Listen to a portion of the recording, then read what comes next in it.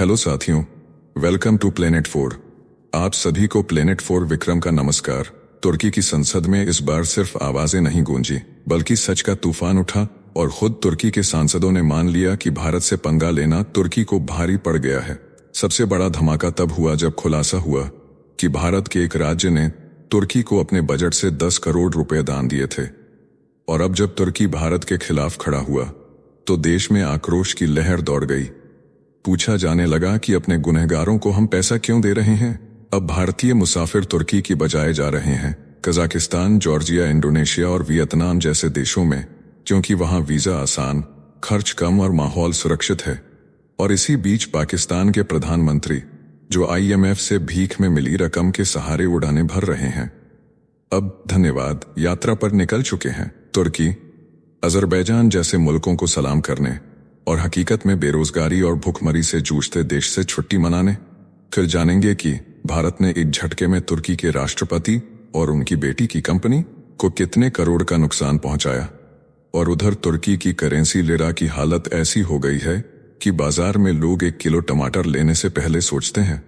महंगाई ने सारे रिकॉर्ड तोड़ दिए हैं और जनता अब सरकार को कोसने लगी है।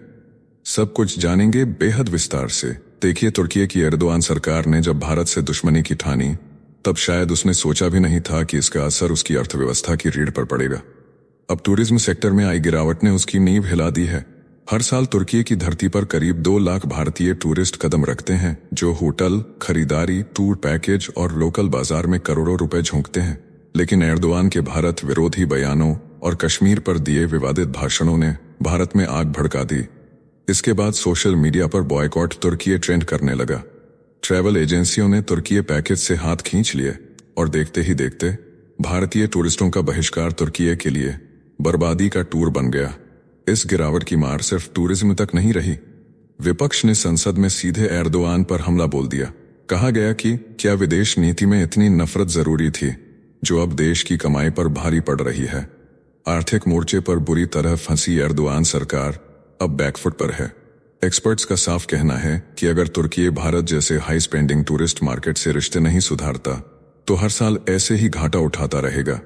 भारत दुनिया के उन गिने चुने टूरिज्म बाजारों में से है जो न केवल तादाद में भारी होता है, बल्कि खर्च के मामले में भी बड़ा योगदान देता है। एक भारतीय टूरिस्ट सामान्य यूरोपीय टूरिस्ट से ज्यादा खर्च करता है, और ऐसे में भारत से दूरी बना लेना तुर्की की सबसे बड़ी रणनीतिक भूल साबित हुई। पर्यटन मंत्रालय के आंकड़े चिल्ला कर बता रहे हैं कि इस बार भारत की सॉफ्ट पावर ने तुर्की की हेकड़ी निकाल दी है। अब तक जो देश भारत की सैन्य ताकत से डरता था, अब वो उसकी जनता की जेब से डरने लगा है। एर्दोआन के मुंह से निकले जहर ने उनके देश की टूरिज्म इंडस्ट्री को सांसत में डाल दिया है। और अब तुर्की को समझ आ रहा है कि भारत से पंगा लेना सिर्फ एक राजनीति नहीं, एक आर्थिक आत्मघात है। तुर्की और अजरबैजान के लिए भारतीयों की मोहब्बत अब बर्फ बन चुकी है। मात्र 36 घंटे के अंदर ही वीजा एप्लीकेशन छोड़कर बाहर निकलने वालों की संख्या में 60% तक उछाल आया है। एक्लिस वीजा प्रोसेसिंग प्लेटफॉर्म ने बताया कि तुर्की और अजरबैजान के लिए वीजा मांगों में 42% की गिरावट दर्ज हुई है। ग्रुप वीजा एप्लीकेशन यानी पारिवारिक यात्राओं में 49% की गिरावट आई है, जबकि कपल्स और सोलो ट्रैवलर्स की संख्या में 27% की गिरावट देखी गई है। इस भूचाल के बाद अब नजरें जा टिकी हैं कजाकिस्तान, जॉर्जिया, आर्मेनिया, मिस्र, इंडोनेशिया और वियतनाम जैसे देशों पर। ये देश राजनीतिक रूप से न्यूट्रल हैं, सस्ते हैं और भारतीयों के लिए अधिकतर वीजा फ्री भी हैं। बीते वर्ष जॉर्जिया गए भारतीयों की संख्या थी 1,24,000 और मिस्र गए थे 1.5 लाख। वहीं जॉर्डन में भी 70,000 भारतीयों की उपस्थिति रही। अब यही संख्या तुर्की और अजरबैजान से हटकर इन देशों की ओर घूम रही है। तुर्की को साल 2024 में तकरीबन 3 लाख भारतीयों ने देखा था और अजरबैजान को 2,44,000। लेकिन अब ट्रैवल कंपनियों ने इन दोनों देशों के लिए बुकिंग तक रोक दी है। उधर कांग्रेस सांसद शशि थरूर ने केरल सरकार की उस दरियादिली को आड़े हाथों ले लिया है, जिसमें तुर्की को साल 2023 के भूकंप के बाद 10 करोड़ की मदद दी गई थी। अब जब तुर्की ने ऑपरेशन सिंदूर के दौरान पाकिस्तान का समर्थन किया है, तब थरूर ने इस मदद को बताया है मिसप्लेस्ड जेनेरोसिटी, यानी गलत दिशा में बहा दिया गया करुणा का सैलाब। शशि थरूर ने सोशल मीडिया मंच एक्स पर सीधा हमला बोला और कहा कि केरल सरकार को अब अपनी इस दरियादिली पर फिर से विचार करना चाहिए। उन्होंने वायनाड जैसे इलाकों का जिक्र करते हुए कहा कि यह पैसा वहां के विकास में लगाया जा सकता था। केरल सरकार ने 8 फरवरी 2023 को अपने बजट में यह सहायता घोषित की थी, जिसका उद्देश्य था टर्की में भूकंप पीड़ितों की मदद करना। उस समय इसे एक इंसानी फर्ज बताया गया था, लेकिन अब टर्की का 2 साल बाद बदला हुआ चेहरा सामने आ चुका है। इसी बीच पाकिस्तान के प्रधानमंत्री शहबाज शरीफ अब उन देशों की यात्रा पर निकलने वाले हैं जिन्होंने ऑपरेशन सिंदूर के दौरान खुलकर पाकिस्तान का साथ दिया। टर्की, अजरबैजान, ईरान और ताजिकिस्तान की यात्रा 25 मई से शुरू होगी, जहां शरीफ अपने दोस्त देशों का सार्वजनिक धन्यवाद करेंगे और भारत के खिलाफ उनके समर्थन की सराहना करेंगे। पाकिस्तान के विदेश मंत्रालय ने साफ कहा है कि इन यात्राओं में द्विपक्षीय संबंधों से लेकर अंतर्राष्ट्रीय मुद्दों पर गहन बातचीत होगी और साथ ही भारत विरोध के इस खुले समर्थन के लिए दिल से आभार जताया जाएगा। टर्की ने न केवल भारत के ऑपरेशन सिंदूर की निंदा की, बल्कि पाकिस्तान को अत्याधुनिक सोंगर सशस्त्र ड्रोन भी मुहैया कराए, जिनका इस्तेमाल भारतीय शहरों और सैन्य ठिकानों पर हमलों के लिए किया गया। 9 मई को भारत ने जो पाकिस्तानी ड्रोन मार गिराए, उनमें टर्की निर्मित हथियारबंद ड्रोन की पुष्टि हो चुकी है। यह सोंगर ड्रोन तुर्की की कंपनी एसिसगार्ड द्वारा विकसित किया गया है, जो मशीन गन से लैस है और तुर्की की सेना में पहली बार प्रयोग में लाया गया था। अब यही घातक हथियार भारत पर हमले के लिए पाकिस्तान के हाथों में पहुंच चुका है। वहीं अजरबैजान ने भी आतंकियों पर की गई भारतीय कार्रवाई को आम नागरिकों पर हमला बताया और पाकिस्तान के पक्ष में बयानबाजी की। भारत में इसके बाद टर्की और अजरबैजान के बहिष्कार की मांग तेज हो गई, जहां भारत आतंकवाद के खिलाफ वैश्विक मोर्चे पर आवाज उठा रहा है। वहीं पाकिस्तान उन देशों के दरवाजे पर जाकर सिर झुका रहा है जिन्होंने खुलेआम भारत के खिलाफ खड़े होकर आतंक को शह दी। शहबाज की यह यात्रा बताती है कि पाकिस्तान अब न केवल आतंक के साथ खड़ा है, बल्कि उसका खुला जश्न भी मना रहा है। उधर तुर्की ने पाकिस्तान का साथ देकर भारत से जो दुश्मनी मोड़ ली थी, अब वही उसकी अर्थव्यवस्था की चूलें हिला रही है। तुर्की लीरा की कीमत लगातार गिर रही है और महंगाई ने आम जनता की कमर तोड़ दी है। आज तुर्की यूरोप का सबसे महंगा देश बन चुका है और दुनिया में 6ठे स्थान पर है महंगाई के मामले में। तुर्की में महंगाई दर है लगभग 38%, जबकि भारत में महज 3% से थोड़ा ऊपर, यानी तुर्की में महंगाई भारत से 12 गुना ज्यादा है। भारत और तुर्की के बीच कारोबार पहले 83,000 करोड़ रुपए से ज्यादा का था, लेकिन अब बायकॉट अभियान के चलते इसका सीधा असर तुर्की की अर्थव्यवस्था पर पड़ रहा है। भारत ने तुर्की से कई चीजों के इंपोर्ट काफी कम कर दिए हैं। इसी के साथ इस बार नुकसान केवल देश को नहीं, बल्कि सीधे राष्ट्रपति एर्दोगन की बेटी सुमाया एर्दोगन को हुआ है। तुर्की की ग्राउंड हैंडलिंग कंपनी सेलेबी, जो वर्षों से भारत के एयरपोर्ट्स पर सेवाएं दे रही थी, अब भारत की राष्ट्रीय सुरक्षा नीति के तहत बैन कर दी गई है। भारतीय एयरपोर्ट्स पर इसकी सेवाएं पूरी तरह से रद्द कर दी गईं और इसका असर ऐसा हुआ कि महज 2 दिनों में कंपनी को 2,500 करोड़ रुपए का नुकसान हो गया। बताया जा रहा है कि सेलेबी में एर्दोगन की बेटी की हिस्सेदारी है, जिससे उनके निजी निवेश पर सीधा वार हुआ है। भारत में कारोबार बंद होते ही तुर्की स्टॉक मार्केट में कंपनी के शेयर 20% गिर गए और इस्तांबुल स्टॉक एक्सचेंज पर कंपनी का शेयर 2,224 लीरा पर बंद हुआ, जो पहले से 10% कम था।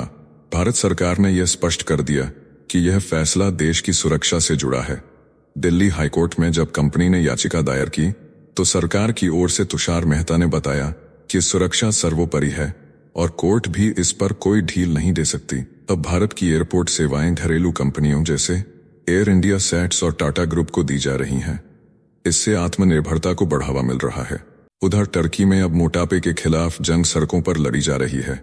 सरकार ने एक अजीबोगरीब राष्ट्रीय अभियान शुरू किया है, जिसमें देश के कोने कोने में नागरिकों को सार्वजनिक रूप से तोला जा रहा है और जिनका वजन ज्यादा पाया जा रहा है, उन्हें डांटते हुए वजन कम करने की सलाह दी जा रही है। इस कैंपेन का नाम है अपना वजन जानो, सेहत से जियो और इसका लक्ष्य है 10 जुलाई तक देश के 1 करोड़ लोगों का बॉडी मास इंडेक्स यानी BMI जांचना।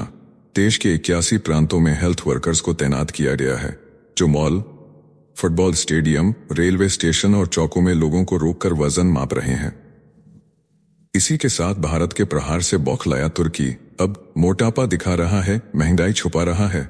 जब देश की अर्थव्यवस्था डगमगाने लगे, जब विदेशी कंपनियां बोरिया बिस्तर समेटने लगे, जब जनता सड़कों पर गुस्से में उतरने लगे, तो चालाक तानाशाह क्या करता है? ड्रामा करता है, टीवी पर तमाशा दिखाता है और असली मुद्दों को पर्दे के पीछे धकेल देता है।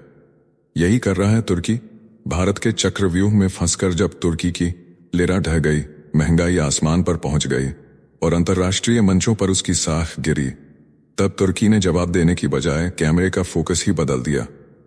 अब तुर्की के प्रधानमंत्री और प्रशासन जनता से कह रहे हैं, मोटापा कम करो। मतलब अब पेट की भूख छुपाने के लिए शरीर के फैट पर बहस करवा रहे हैं। आश्चर्य की बात यह है कि न किसी मीडिया चैनल ने पूछा कि तेल, दाल, ब्रेड इतनी महंगी क्यों हो गई। न किसी सांसद ने आवाज उठाई कि विरोधियों को जेलों में क्यों ठूंसा जा रहा है। क्योंकि सरकार जानती है, अगर जनता असली मुद्दों को देख लेगी तो गद्दी हिल जाएगी। इसलिए अब मोटापा जैसे ड्रामे से ध्यान भटकाया जा रहा है। पर भारत ने जो आर्थिक सर्जिकल स्ट्राइक की है, उसकी गूंज अब तुर्की की सड़कों पर सुनाई देने लगी है।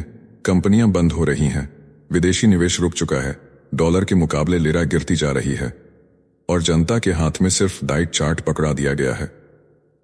असल में तुर्की सरकार अब चाहती है कि जनता कम खाए, कम खरीदे, ताकि बाजार की डिमांड गिरे और महंगाई अपने आप काबू में आ जाए। यानी अब तुर्की की अर्थव्यवस्था इतनी कमजोर हो चुकी है कि वहां के नेता लोगों की थालियों पर भी कंट्रोल करना चाहते हैं। और इस गिरावट का सबसे बड़ा कारण है गलत संगत, यानी पाकिस्तान, जिसका हाल ऐसा है कि वहां लोग आटे के लिए लाठीचार्ज झेलते हैं और तुर्की उसी राह पर निकल पड़ा है। अब सवाल ये नहीं कि तुर्की को क्या खाना चाहिए, सवाल यह है कि तुर्की को अब कौन समझाए कि भारत से पंगा लेकर जो भूख लगती है, उसका इलाज ना तो डाइट प्लान से होगा, न ही टीवी शो से। क्योंकि जब दोस्ती पाकिस्तान से और दुश्मनी भारत से हो तो थाली भी खाली रहने तय है। अब तुर्की के बाजारों में महंगाई का तूफान है। थालियों में रोटी नहीं और सरकारी फरमान है, कम खाओ वरना मोटे हो जाओगे। लेकिन असल खतरा मोटापे से नहीं, जनता की भूख से है और भारत के वार से है। तुर्की के स्वास्थ्य मंत्री केमल मेमेसोग्लू ने खुद को भी मापने दिया और पता चला कि वे भी सामान्य से भारी हैं। मजाकिया अंदाज में उन्होंने कहा, अब मुझे बताओ कौन सा डाइटिशियन बेहतर रहेगा। बाद में उन्होंने पोस्ट किया, पता चला थोड़ा ज्यादा हूं, अब मैं रोजाना वॉक करूंगा। जो लोग बीएमआई में 25 से ऊपर पाए जा रहे हैं, उन्हें सरकारी हेल्थ सेंटरों में मुफ्त डाइट काउंसलिंग के लिए भेजा जा रहा है। हालांकि इस पहल को लेकर जनता बंटी हुई है। जहां कुछ लोग इसे जरूरी और जागरूकता भरा कदम मान रहे हैं, वहीं कई लोग इसे अपमानजनक, असंवेदनशील और आर्थिक संकटों की अनदेखी करार दे रहे हैं। विश्व स्वास्थ्य संगठन के अनुसार साल 2023 में तुर्की की लगभग 30% आबादी मोटापे से ग्रसित थी। इस वीडियो में फिलहाल इतना ही। जल्द मिलते हैं एक और नई अपडेट के साथ। जाने से पहले वीडियो को लाइक करके चैनल को सब्सक्राइब कर लें।